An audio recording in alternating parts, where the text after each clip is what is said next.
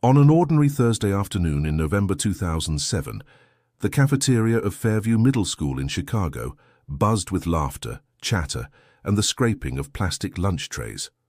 Students crowded the long tables, trading snacks, whispering secrets, and groaning about math homework. Surveillance footage from that day, later retrieved by investigators, would become one of the most haunting images in the city's history.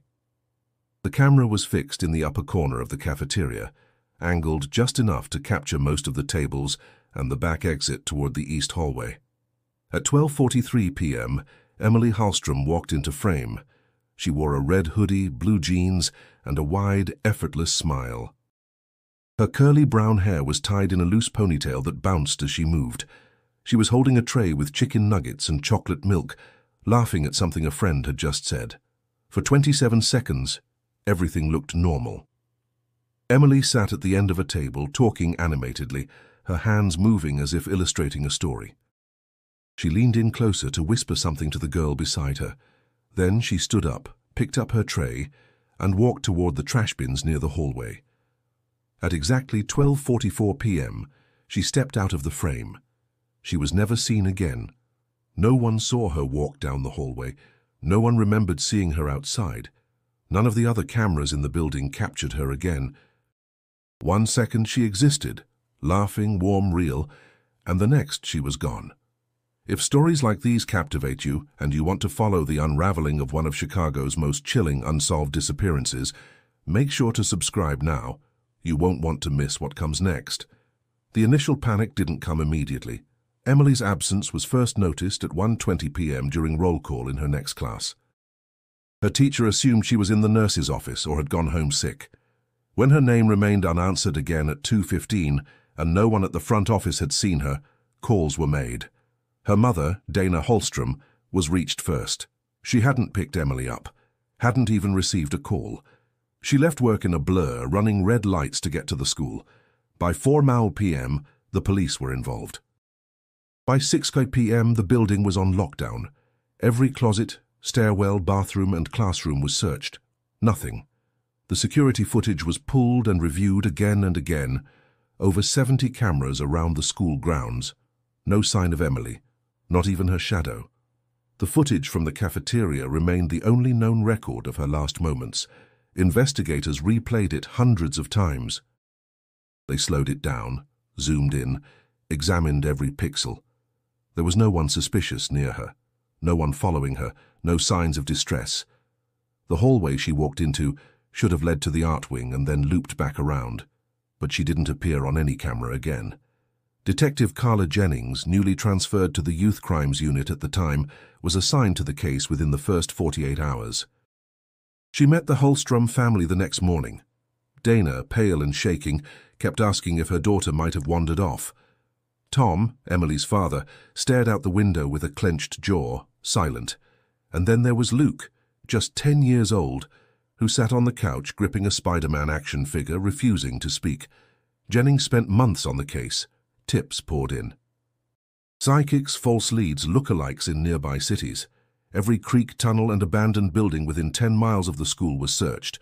Interviews, lie detector tests, polygraphs. Teachers, janitors, classmates, family members. No one cracked. Emily Hallstrom had vanished without a trace, and as the days turned into weeks, the weeks into months, her name slowly faded from headlines. The search team disbanded. The detectives were reassigned. Dana started attending support groups. Tom moved out of the house. And Luke, he stopped speaking altogether. But one thing never changed: the video, the 27 seconds, the laughter, the smile, the moment a girl so full of life disappeared into the silence behind a cafeteria door.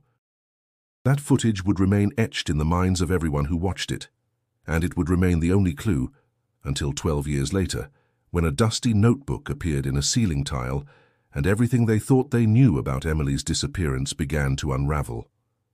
The disappearance of Emily Hallstrom struck the heart of Chicago's South Side like a silent explosion. No sound, no warning, but everything shifted in its wake. Fairview Middle School, once considered a beacon of community engagement in a troubled neighborhood, became a site of suspicion, fear, and unanswered questions. As the investigation dragged on, the city's divisions sharpened. Residents who once came together for block parties and church gatherings now watched each other warily. The school's administration tightened its doors, restricted media access, and hired additional security guards who did little more than pace the hallways with blank stares. Local news kept the story alive for a few weeks, but Chicago was a city of many crises. Murders, corruption scandals, housing evictions. Emily's name soon disappeared beneath louder headlines. Detective Carla Jennings, however, refused to move on. She walked the streets around Fairview, knocking on doors, showing Emily's picture to shop owners and bus drivers, hoping someone had seen something, anything. But the city had a way of swallowing its secrets. People were scared to speak, or simply tired of tragedies they'd seen too often. Jennings scribbled every name and rumor in her notebook, watching leads collapse under the weight of indifference. Inside the school, Principal Raymond Lowe began to withdraw. Initially cooperative, he stopped answering Jennings' calls after the third month. During a follow-up visit, Jennings noticed his office had been rearranged. The large portrait of the school's founding committee had been removed. A new carpet had been installed. When she asked about maintenance logs or basement blueprints, Lowe became evasive. "We've already been over this, Detective," he said with a forced smile. "There's nothing down there but pipes and rats." But Jennings felt something off about the man. His eyes darted too quickly. He avoided certain words like hallway, camera, door. He spoke about Emily as if she were a statistical error, a checkbox on an incident report rather than a missing child. Meanwhile, the Hallstrom family struggled under the weight of ambiguity. Dana threw herself into volunteer work, organizing candlelight vigils and speaking at missing persons events across the Midwest. But behind her determined posture, she was unraveling. She stopped sleeping. She stopped eating. Some nights, she would sit in Emily's room whispering into the darkness, hoping her daughter might somehow hear. Tom, on the other hand, shut down entirely. He grew silent and sharp. Their marriage, already strained before Emily's disappearance, deteriorated quickly. Arguments over blame turned into long silences. Within a year, he moved out, leaving Dana and Luke behind. Luke Hallstrom was only 10 when his sister vanished. His memories of that day blurred into fragments. Emily's laughter in the car that morning, the red hoodie she wore, the way she had kissed his forehead before leaving for her classroom. After she disappeared, Luke barely spoke. He stopped playing, stopped drawing, and eventually stopped smiling. Teachers noted the change. He became withdrawn, barely responding to questions. At recess, he sat alone, staring at the fence as if expecting something or someone to come through. School counselors suggested therapy, but Dana couldn't afford regular sessions. The city's overworked social services had little room for quiet boys who didn't act out. By the second year, Luke had transferred to a different school. By the third, he was moved to live with an aunt on the north side. Dana told herself it was temporary, but deep down she knew she couldn't offer him stability anymore. Back at Fairview, the hallways grew quieter too. Enrollment dropped. Parents whispered in parking lots. Some teachers requested transfers. One janitor, a man named Hugo Reyes, quit abruptly, telling a friend over drinks, "There's something wrong with that building. It's like it swallowed her." Like it's waiting for another one. Of course, no one took him seriously. The city moved on as it always did. Another girl disappeared that winter, 2 neighborhoods over. A drive-by shooting killed a 7th grader. A teacher was arrested on unrelated charges. Each story faded behind the next, but for those who remembered Emily Hallstrom, the silence she left behind echoed louder than any siren. And deep within Fairview's brick walls, beneath the floorboards and repainted corridors, something waited quietly. Something no one had dared to confront. Not yet. By 2019, the name Emily Hallstrom had faded from public memory. In the endless rhythm of city life, 12 years had passed like dust swept under a rug. Fairview Middle School had undergone a full renovation. The paint was new, the logo redesigned, and a security system 3 times more sophisticated than before blinked from every corner. To new students, it was just another building. But to those who remembered, the place still breathed with ghosts. Luke Hallstrom was 25 now. Tall, quiet, with tired eyes that made him seem older than he was. He worked as a systems analyst for a mid-tier tech firm downtown. He lived alone in a studio apartment, filled with neatly stacked books, a cactus that never bloomed, and a laptop that never slept. He didn't date. He didn't go out. He coded late into the night and kept to himself, but every few weeks he would open a folder on his desktop titled Emily. Inside were hundreds of files, news clippings, photographs, notes, theories, timelines, a puzzle he had never stopped trying to solve. He hadn't stepped foot inside Fairview since the memorial service in 2008. But that spring, his firm was hired by the Chicago Board of Education to upgrade network systems at several public schools, and Fairview happened to be one of them. The assignment wasn't mandatory. Luke could have asked to be reassigned, but something in him refused to let the chance slip away. On his first day back, the school felt smaller. The walls had been painted white and blue. The cafeteria tables were new. Everything was cleaner, brighter. But beneath the surface, nothing had changed. He felt it in his chest.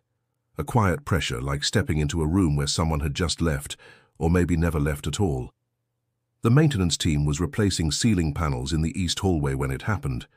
One of the workers, while adjusting insulation near an air vent, knocked loose a tile that hadn't been touched in years. A small object fell out, thin, wrapped in a plastic grocery bag covered in dust.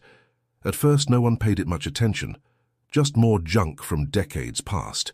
But then Luke saw the edge of a sticker on the cover, Lisa Frank Dolphins. His stomach turned. He stepped closer. The plastic was brittle. He peeled it back and uncovered a notebook. His heart stopped. On the front cover, written in purple gel pen, were the words, "Property of Emily Hallstrom." The air around him seemed to vanish. He flipped open the first page. The handwriting was hers, curly, sharp-angled letters that curved with intensity. The first line read, "If you're reading this, I didn't disappear, I was taken." Luke stared at the page for what felt like hours. His hands trembled. He could barely breathe. The voices around him faded into background static. He turned the page.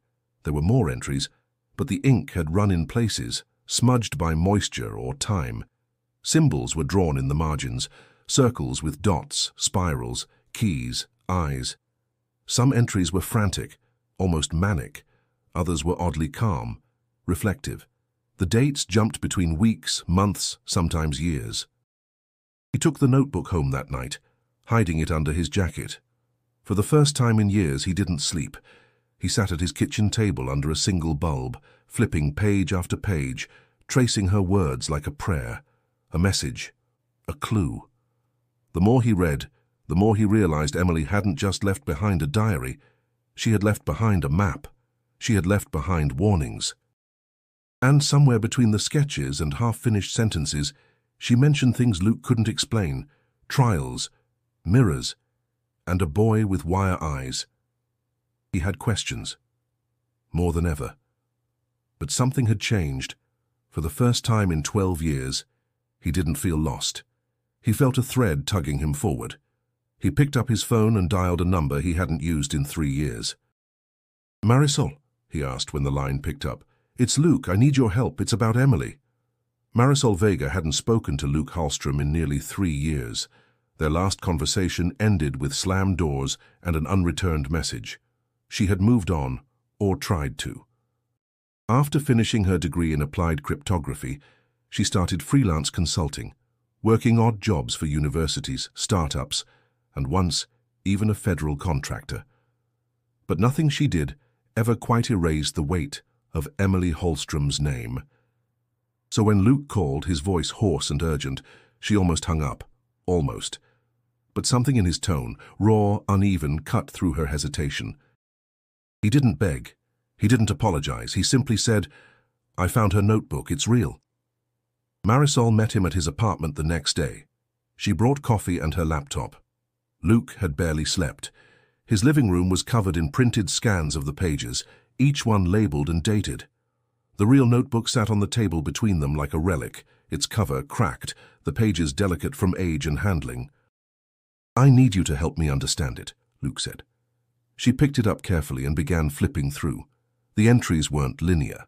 They jumped back and forth, some numbered, others marked with cryptic titles like Test 3, The Spiral Room, or Don't Trust Mirrors.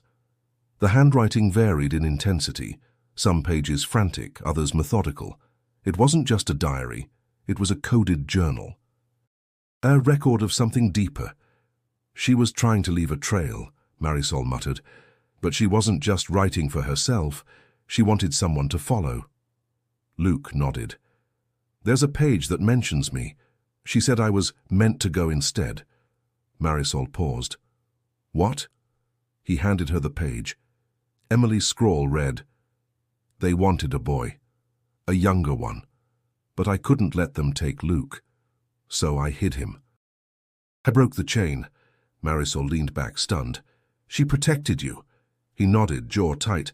I think she made a choice, one she knew would cost her. They spent hours dissecting the entries. Emily wrote of a place below the school. The Belly, she called it. She spoke of voices through the vents, children she never saw but could hear crying.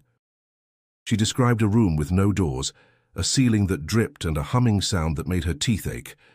One page had only drawings, a spiral staircase, a door with no knob, and a symbol, 3 concentric circles with a black dot in the center.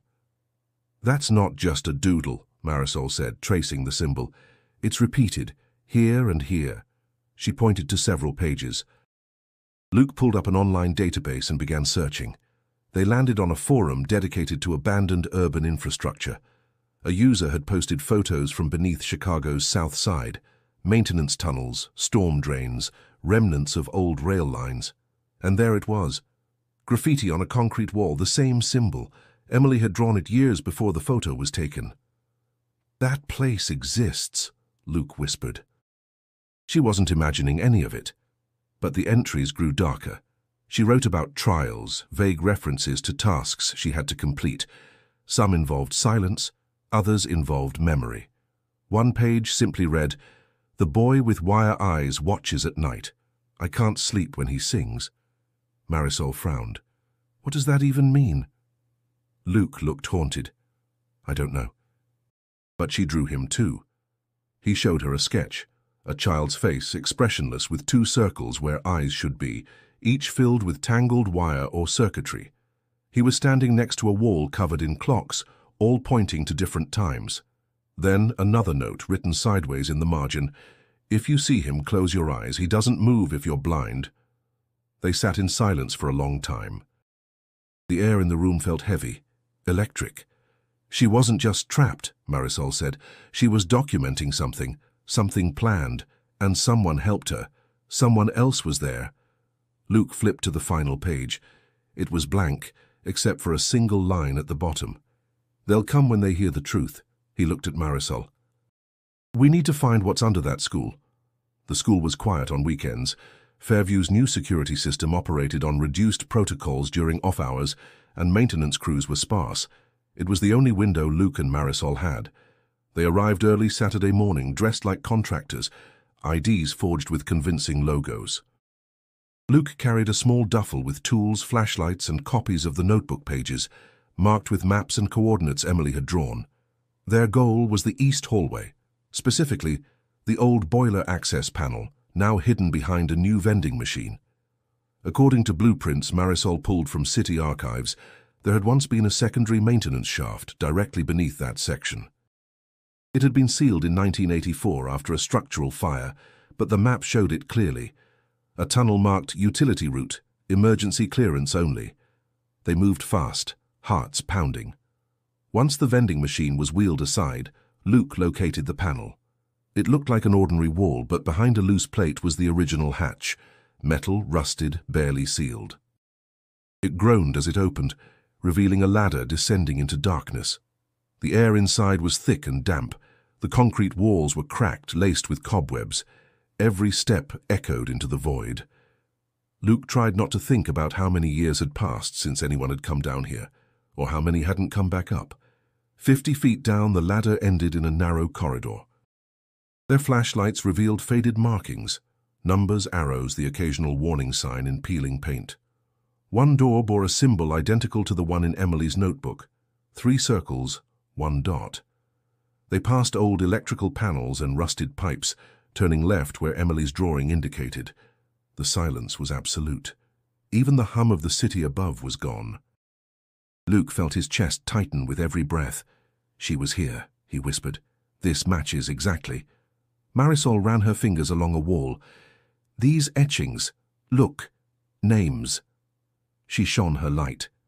Scratched into the wall in small, hurried strokes were dozens of names, some half-erased, some in all caps, a few with dates beside them. One name read, Emily H., 1107. They stood in stunned silence. "She carved this," Marisol said, "to prove she existed down here." Further in, they reached a door slightly ajar. Beyond it, a chamber, small, rectangular, with a collapsed ceiling at one end. Inside were old chairs, broken shelving, a rusted filing cabinet, and paper. So much paper.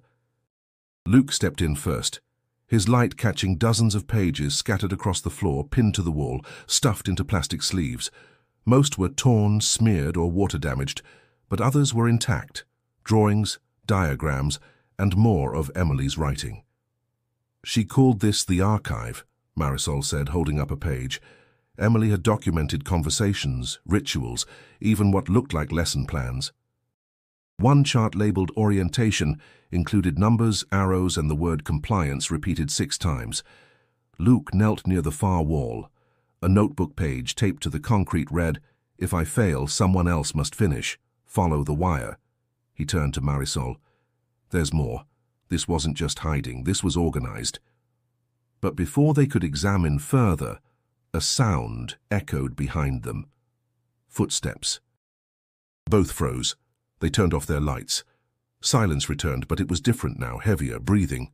Someone, or something, was nearby. Marisol grabbed Luke's arm. "We need to go."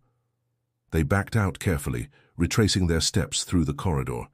As they reached the ladder, Luke looked back once more. Something flickered at the end of the hallway, a glint of metal, then nothing.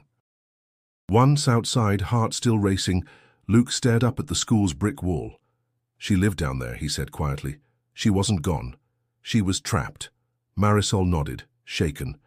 And she wasn't alone. The days that followed felt surreal. Luke couldn't sleep. Marisol barely ate. They had descended into a world no one knew existed, found proof that Emily had lived beyond the moment she vanished, and emerged carrying fragments of something too big to name. But the more they pieced together the contents of that underground room, the less sense it made. Emily's writings weren't just observations, they were warnings. She'd described a place where memory fractured, where names were taken, and choices had consequences no child should have been forced to face. She mentioned rules: never speak twice in the dark, never answer a question you didn't ask, and never walk the same hallway twice. Luke read the lines again and again, searching for meaning, but they felt like riddles written in desperation. Marisol, frustrated by the gaps in the story, turned her focus to data. She scanned every page, built a digital archive, and created a keyword index. One pattern emerged quickly. Emily frequently referenced something called the trial. The word appeared over 20 times across different entries, always capitalized.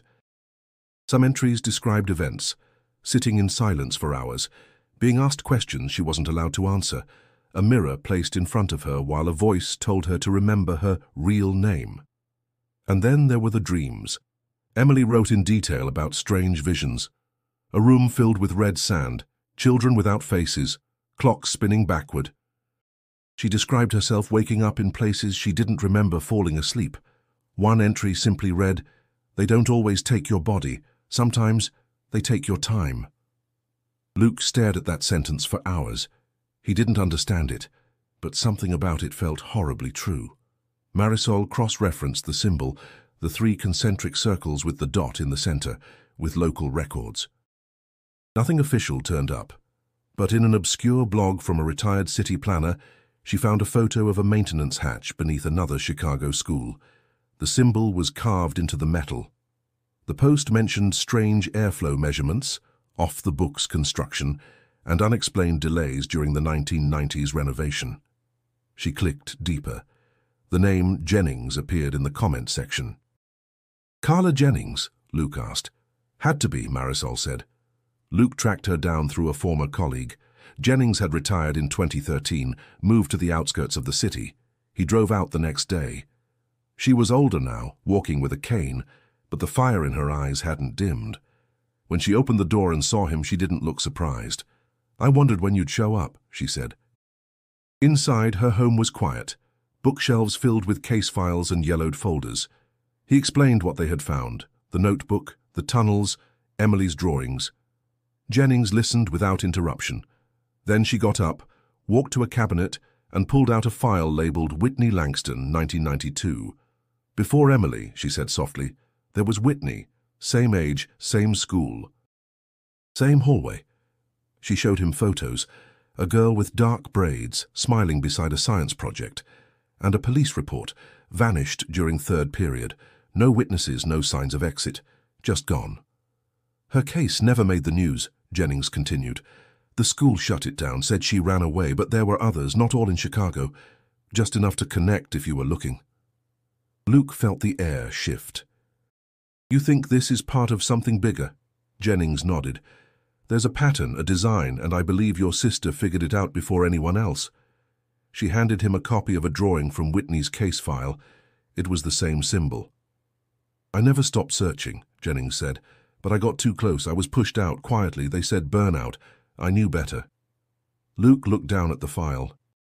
His hands were shaking. "They've been doing this for decades," he whispered. Jennings placed a hand on his shoulder.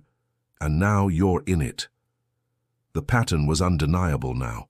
2 girls, 2 decades apart, same age, same hallway, same vanishing point.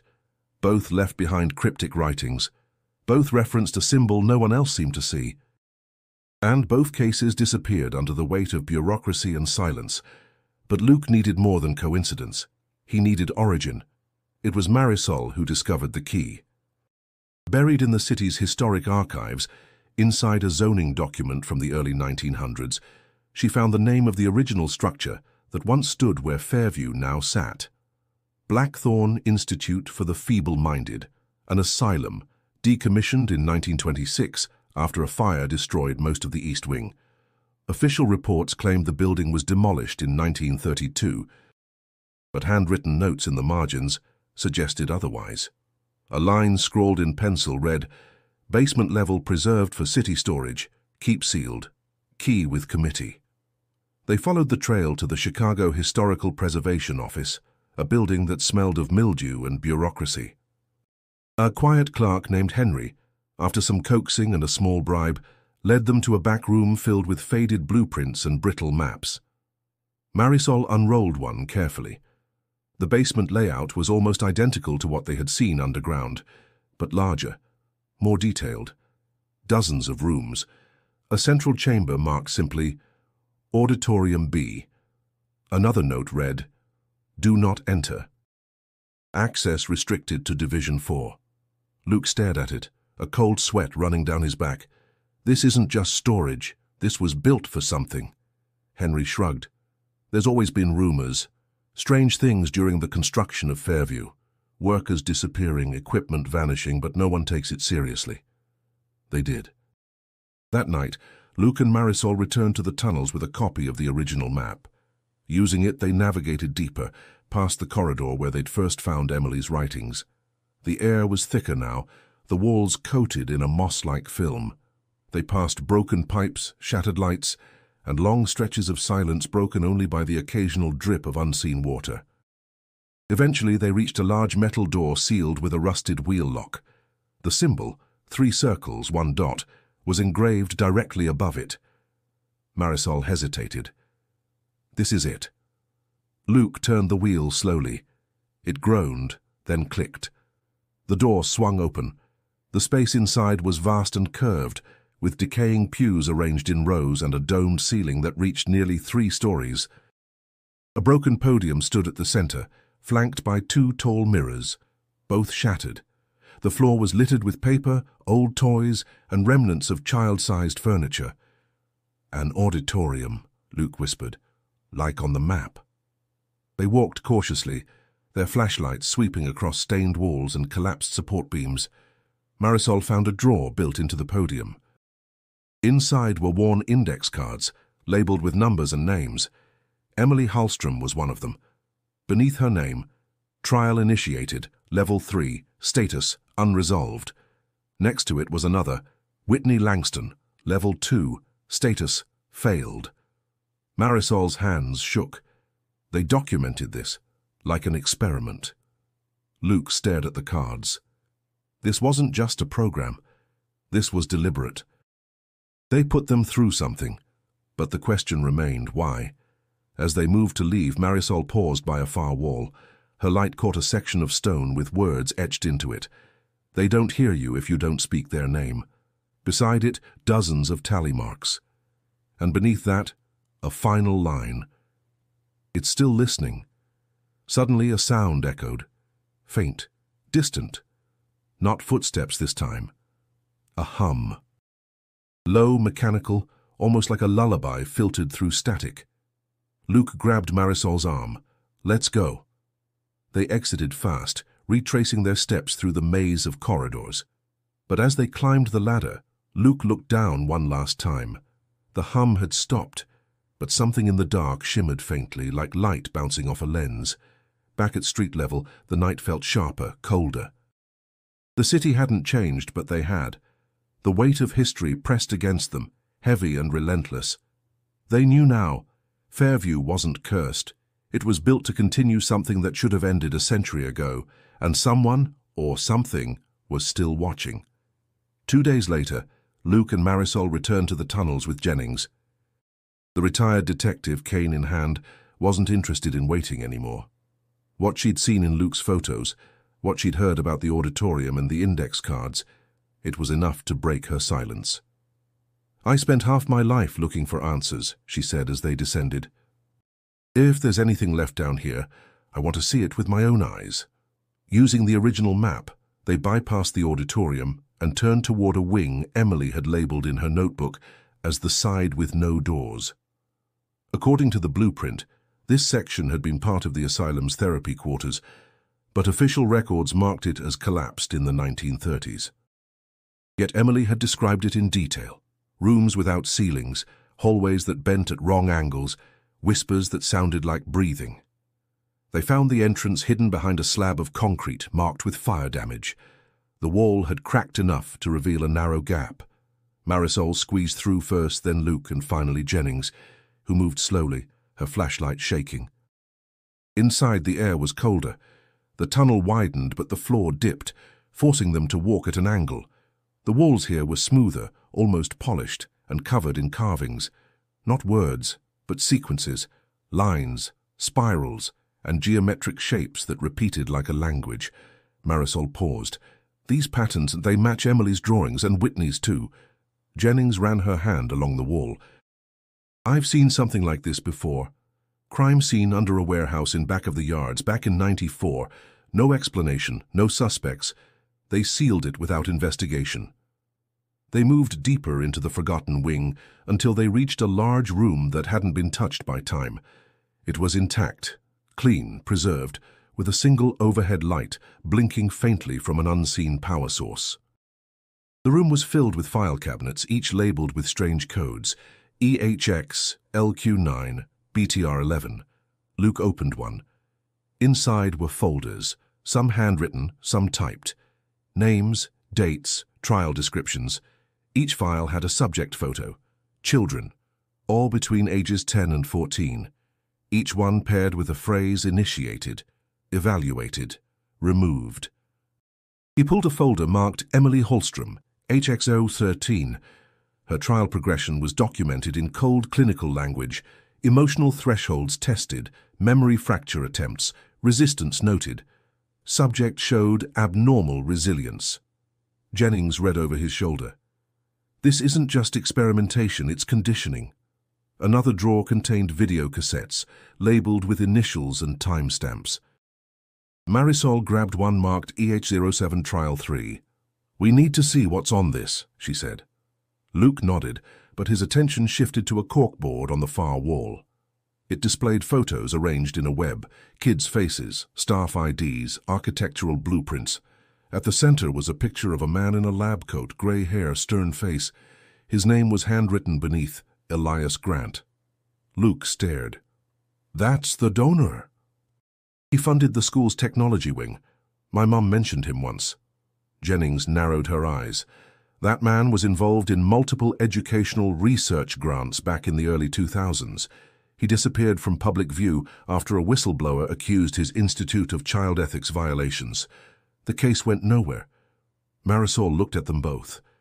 This is a web, a system. And Emily was trying to expose it. They began photographing everything, files, boards, symbols. As they worked, Jennings found a locked drawer in one of the desks. Inside was a list of locations, schools, shelters, juvenile centers, all with status codes. At the bottom of the list, Fairview Middle, active, cycle, reactivated, 2019. Jennings whispered, "They restarted the program." Luke's stomach dropped. "That means there's more right now." Marisol didn't respond. She was staring at a wall of monitors, some dead, some flickering with static. But one, faintly glowing, showed a live feed. A dim room, a girl sitting alone, head down, motionless. The timestamp read, "Today, 15:04.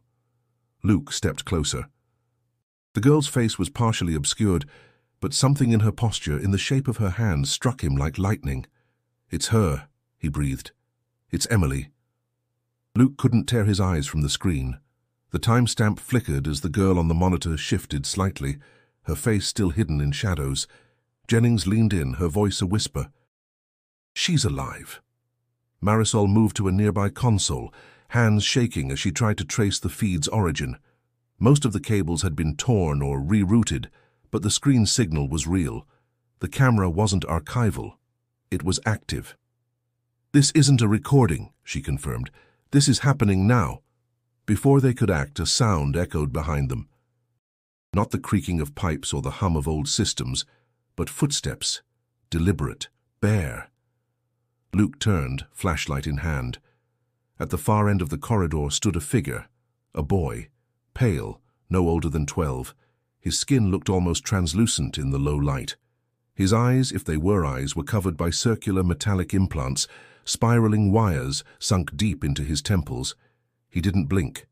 He didn't speak. He only watched. Jennings froze. "That's him." Luke took a step forward, cautious. "Do you know Emily?" The boy tilted his head. Then, slowly, he raised his hand and pointed to the screen behind them. Marisol spoke gently. "Is she near? Can you take us to her?" The boy turned and walked into the darkness. They followed. Through a narrow corridor, past collapsed rooms and warped doors, the path twisted deeper into the foundation of the building, lower than any map had shown. The boy moved silently, never hesitating. After 10 minutes, he stopped before a door made of reinforced glass. A keypad blinked red beside it. The boy touched the panel. It clicked open. Inside was a chamber, cold, sterile. Rows of cots lined the walls, each one empty except for a single photo nailed above the bed. Children, all different, all faded. The boy turned to them and finally spoke, his voice mechanical, filtered through something unnatural. "She saved us." Jennings stepped forward. "Who are you?" He paused. "Adam 4. Marisol whispered, "There were others." "Yes, 22. "Only 5 left," Luke's voice cracked. "What happened to them?" Adam didn't answer immediately. Instead, he sat on the floor, cross-legged, like a child in a classroom. "They made us forget. They told us names were burdens. That identity was a cage. But she kept remembering, even when it hurt." Jennings crouched beside him. "Emily?" He nodded. "She passed every trial. She lied to them when they asked. She sang when they said be silent. She drew maps they never found." Marisol looked around. "What is this place?" Adam looked up. "This is the nest, the last one. When the program broke down, they abandoned it." But some of us stayed. We had nowhere else. Luke approached him, heart pounding. Is she here? Can we see her? Adam's voice softened. She doesn't come out anymore. She watches. She protects. Jennings frowned. Protects who? Adam looked at her directly. You. Silence fell. Marisol moved to a shelf stacked with old notebooks. Some had names scrawled on them, others were just numbered. She opened one. Drawings, notes, instructions, a page with a mirror scratched with the words, "This shows what they took." Luke stepped back, overwhelmed. Why is she still down here? Adam's voice changed, less robotic, more human. Because she thinks the moment she leaves it begins again.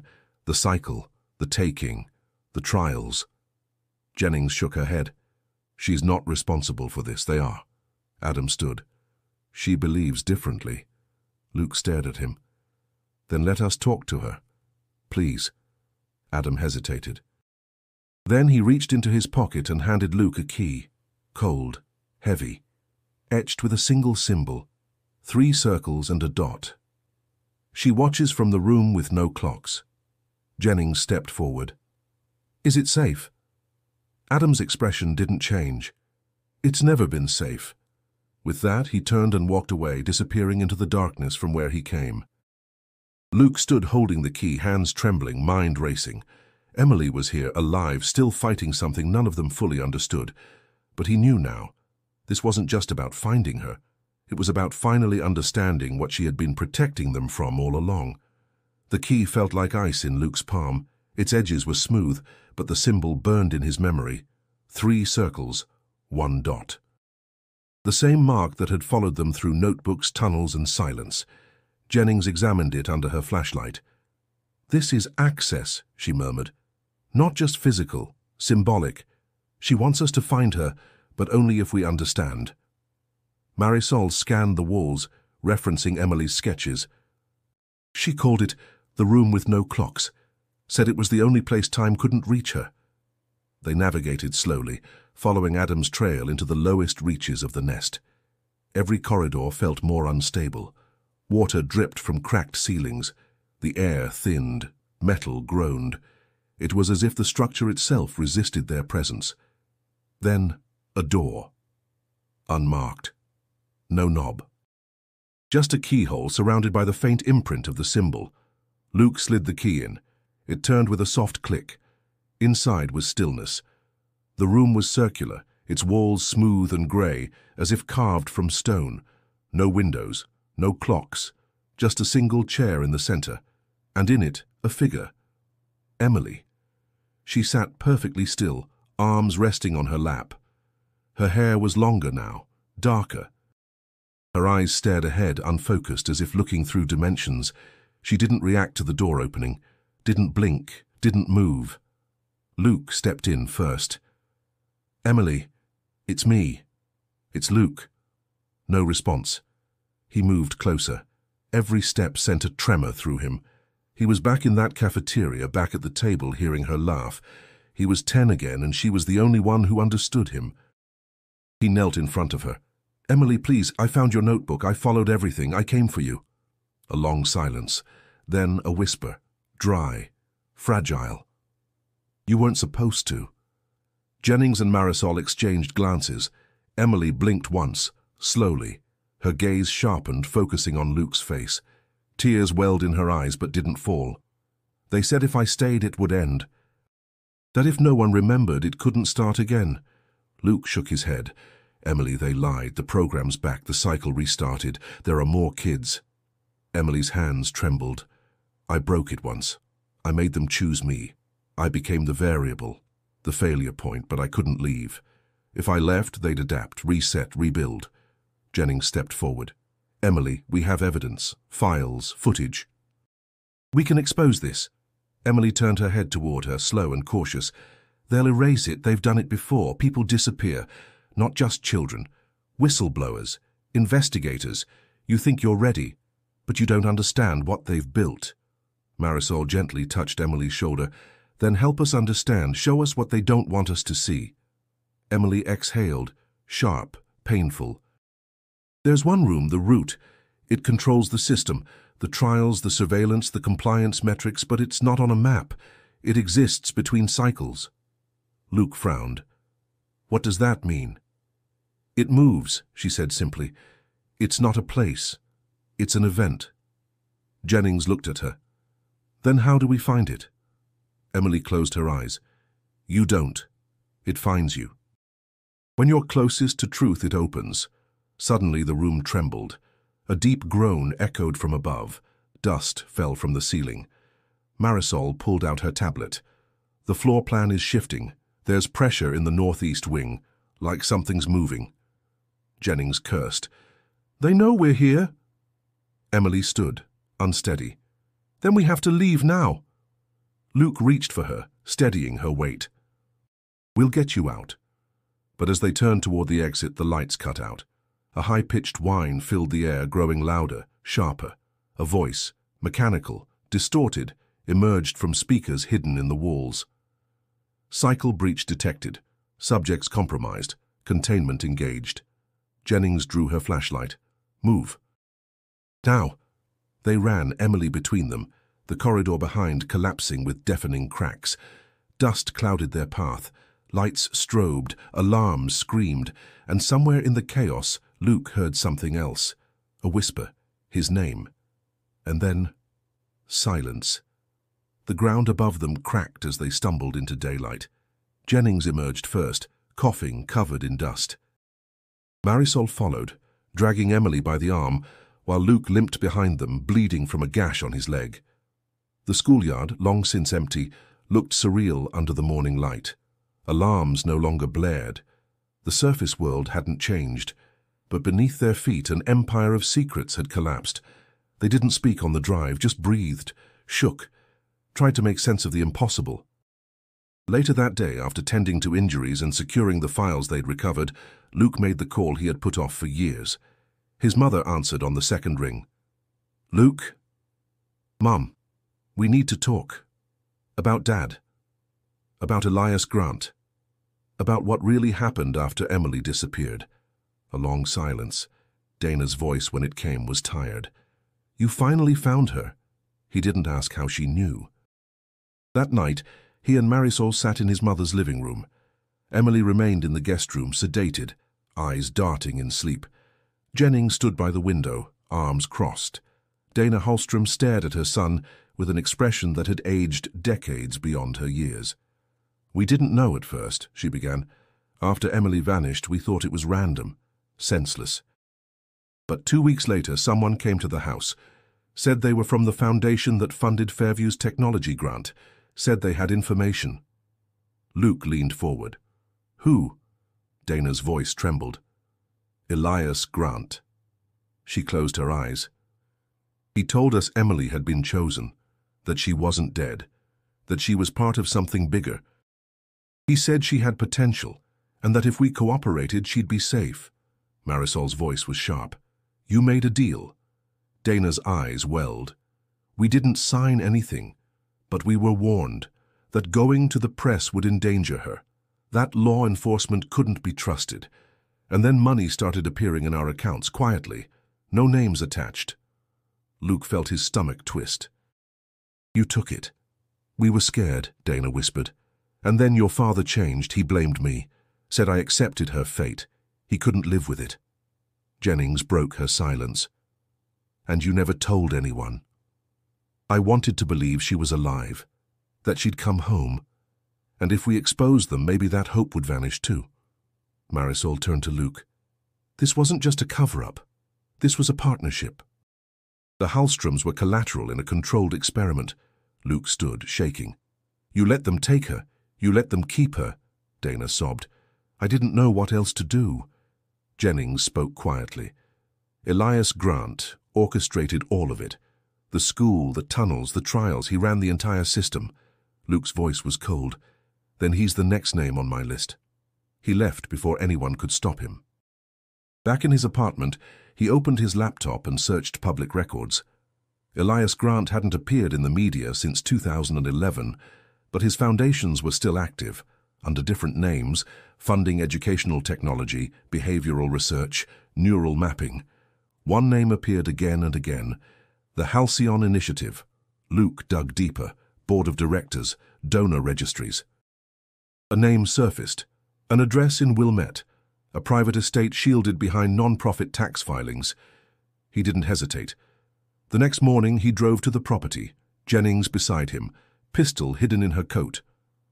Marisol stayed behind with Emily. The estate was massive, silent. Cameras watched the gate, but no guards appeared. Jennings hacked the entry system, and they slipped through. Inside the house was glass and steel, cold, designed to feel like it had nothing to hide. But the truth was everywhere. Dozens of file boxes, laptops still warm, photos, research logs, names, Emily's, Whitney's, Adam's, each tagged and categorized like assets in a database. In the corner of the main study, a leather-bound journal rested open. Compliance requires containment. But rebellion is data we can't ignore. Jennings found a hard drive in a drawer. She held it up. Proof. Footsteps echoed upstairs. Luke didn't wait for the sound to reach them. He charged up the staircase, each step fueled by a storm of rage and revelation. At the top, a corridor stretched out, lined with doors. He moved with focus, heart pounding, eyes scanning. Jennings followed close behind, weapon drawn, her breath shallow but steady. They found him in the library. Elias Grant stood beside a floor-to-ceiling window, staring out over the lake. He didn't flinch as they entered, didn't speak, just watched his reflection in the glass. "I always wondered when you'd come," he said, Luke's fists clenched. "You destroyed her." Grant turned, slow and deliberate. His face was older, thinner, but his eyes hadn't changed. They were sharp, calculating, cold. "I refined her," he replied calmly. "She was the only one who adapted without breaking." Jennings stepped forward. "You're under arrest. We have enough evidence to implicate you, your foundation, and every partner involved." Grant smiled. "Do you? And what court do you think will hear a case based on underground journals and fractured testimonies?" Luke stepped closer. "We found your labs, your records, your footage, and the kids you left behind. They're still alive." For a moment, Grant's composure wavered. Jennings tossed the hard drive onto the desk. "Encrypted backups, financial trails, donor communications. You buried it deep, but not deep enough." Grant exhaled through his nose. "And what do you think happens when this goes public? The program wasn't mine alone. It was funded, endorsed, and protected by institutions you can't even name." Luke's voice dropped. "Doesn't matter. We have the truth." Grant turned back to the window. "The truth is never what matters. It's who survives it." Jennings pulled out her phone and started uploading files to a secured drive linked to an investigative network. Luke moved to the desk, grabbed folders, snapped photos, documented everything. They weren't just gathering evidence, they were burning the last threads of secrecy. Grant made no move to stop them. His silence wasn't surrender. It was detachment. As if he already knew how this would end. Then from the corner of the room a monitor blinked on. A live feed. Emily, in the guest room, sitting upright. Her eyes wide, staring directly at the camera. Luke froze. "She knows," Grant said softly. "She always knew you'd lead them back." Jennings stepped between Luke and the screen. "We're taking her home, and we're taking you down." Alarms sounded. The estate's security system roared to life. Shutters locked, emergency lights flashed red. Somewhere downstairs, doors slammed shut. Jennings grabbed Luke's arm. "We have what we need. Move." They ran, dodging descending gates and triggered barriers. Grant remained in the library unmoved, a ghost watching his empire tremble. By the time they reached the exit, federal agents were already pulling through the gates, tipped off by the data Jennings had sent mid-upload. Vehicles surrounded the house. Helicopters circled. By nightfall, Elias Grant was in custody. Headlines exploded across every media outlet. Experimental child conditioning program uncovered beneath Chicago school. Whistleblowers emerged. Files were leaked. A list of institutions tied to the Halcyon Initiative surfaced. Schools, labs, clinics. People listened. For the first time in decades, they listened. Luke returned to the apartment just after midnight. Marisol was waiting.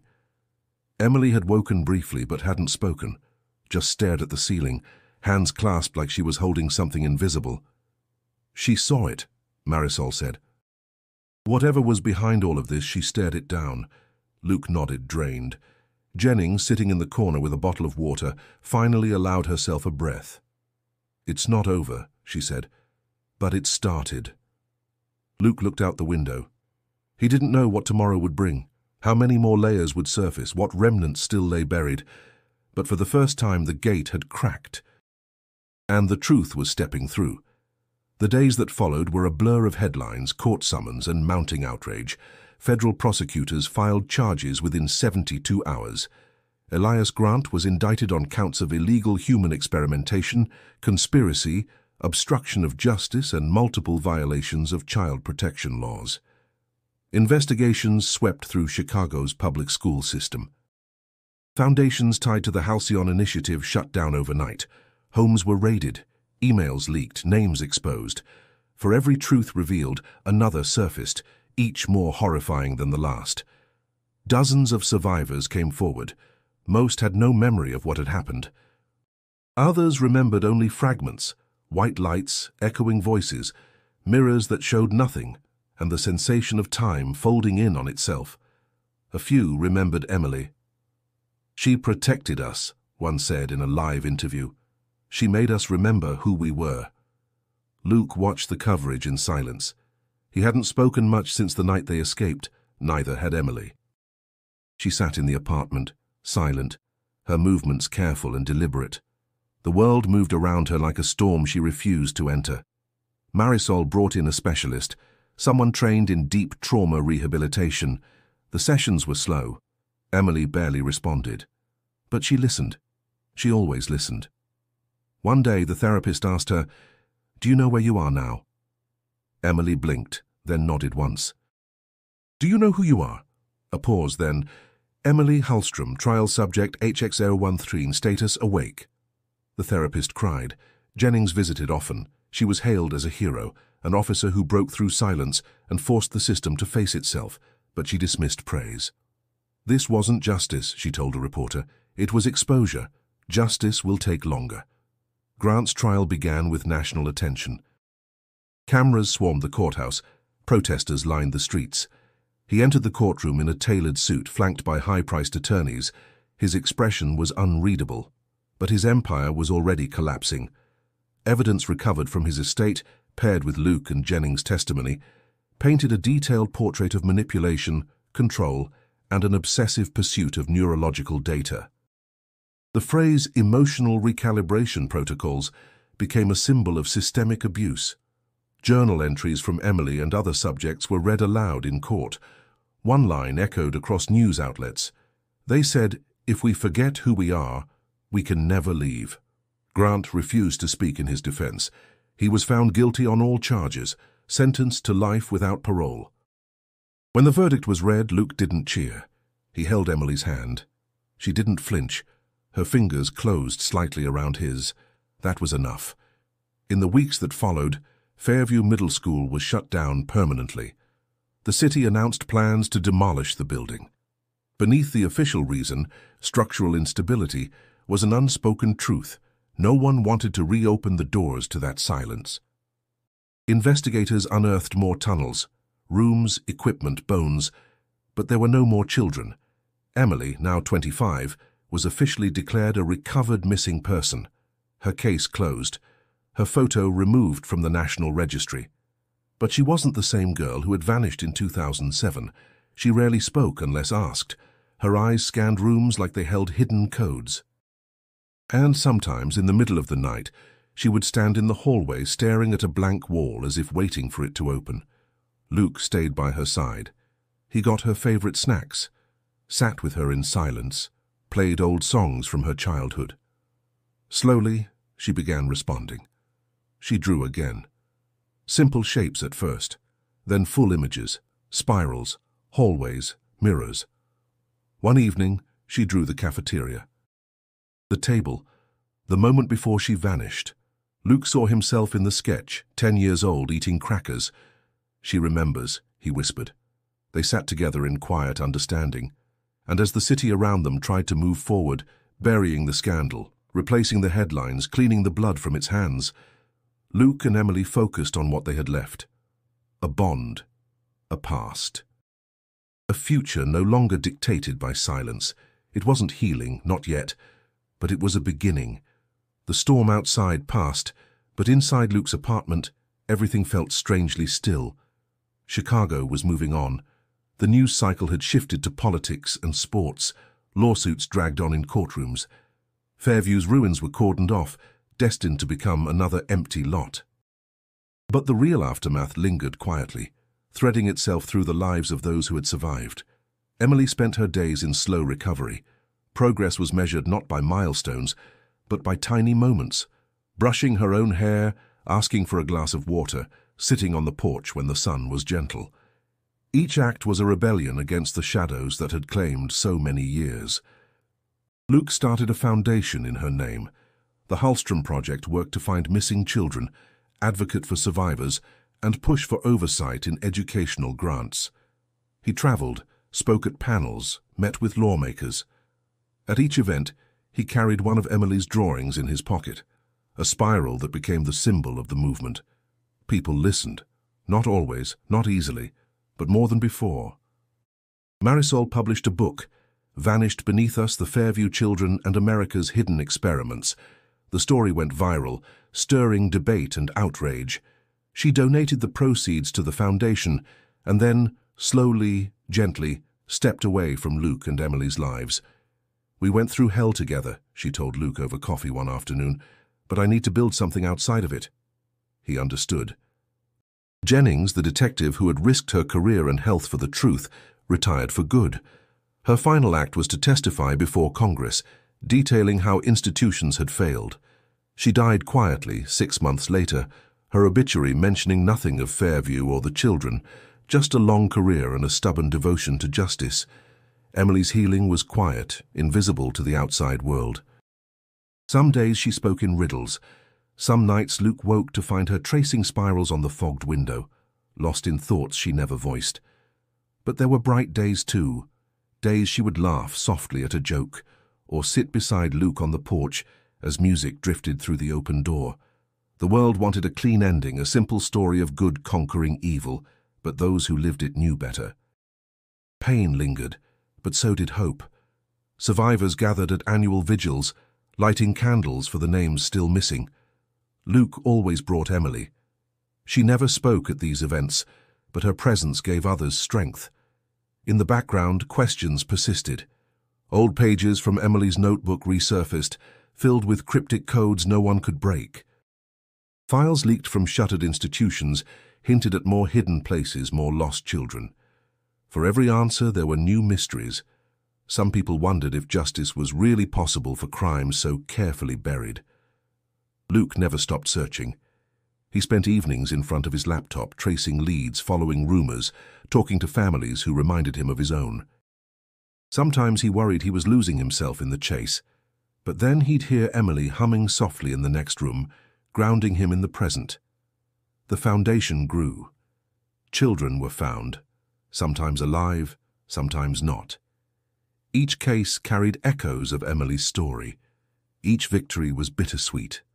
One evening, as summer faded into fall, Emily joined Luke outside. She sat on the steps and handed him a drawing, an open door at the end of a dark hallway, light streaming through. "Do you know what this means?" he asked. She nodded. "It means I'm ready." "Ready for what?" She looked up at him, eyes clearer than he'd ever seen. "To remember, to live." Luke squeezed her hand. Maybe that was enough. In a city still haunted by secrets, the whispers never really faded. They became something new, a call to action, a promise to keep looking, keep fighting, keep hoping. Because the truth doesn't die when the story ends. It lingers, waiting for someone brave enough to follow the spiral to its heart. The first cold wind of October rattled the apartment's windows as Luke sorted through a new stack of mail. Most of it was routine, bills, foundation paperwork, letters from families. But near the bottom of the pile, was a thin, nondescript envelope, no return address. The handwriting on the front was sharp and precise, almost familiar. He opened it and felt the world slow. Inside was a single sheet of paper, plain lined. At the top, in purple ink, a date, tomorrow. He scanned the lines below, heart racing. I never stopped watching. Not when they took me, not when they tried to erase us. You are closer now than you've ever been. But the spiral never truly ends. There are others, Luke. I wasn't the last. Some will run, some will hide. Some will wait for you to find them. But now it's your turn to decide what the story becomes. Below that, a crude drawing, a spiral, open at one end, arrows pointing inward, and one last sentence, written in hurried script. She wasn't the last. You're next. For a moment, the silence was suffocating. Luke reread the note, the words clawing at old scars and new fears. Had Emily written it? Was it a warning, a promise, or just a cruel echo from someone who knew how to exploit shadows? He took the page to Emily. She examined it quietly, fingers running along the edges. She didn't flinch. She didn't ask questions. It means there's more, she said softly. Luke nodded, uncertain. The answers they'd fought so hard for had led not to closure but to a new beginning, a horizon marked by unanswered questions, open cases, and the haunting sense that, in some hidden place, the experiment never truly ended. He posted a scan of the note on the Foundation's site. The response was immediate. Survivors reached out, some with stories that sounded eerily familiar. Families in cities far beyond Chicago sent messages, photos, even notebooks. The pattern was spreading. Luke realized then that their victory was not in finishing the story, but in refusing to let it fade. Each person who read the note became another thread in the unraveling spiral. Each new survivor, each voice refusing silence, was a promise against erasure. But even as the network grew, a sense of unease pressed at the edges of Luke's mind. At night, he lay awake, replaying memories, cafeteria laughter, the sound of Emily's voice, the echoing tunnels beneath Fairview. Sometimes he thought he heard a child's whisper just outside his window.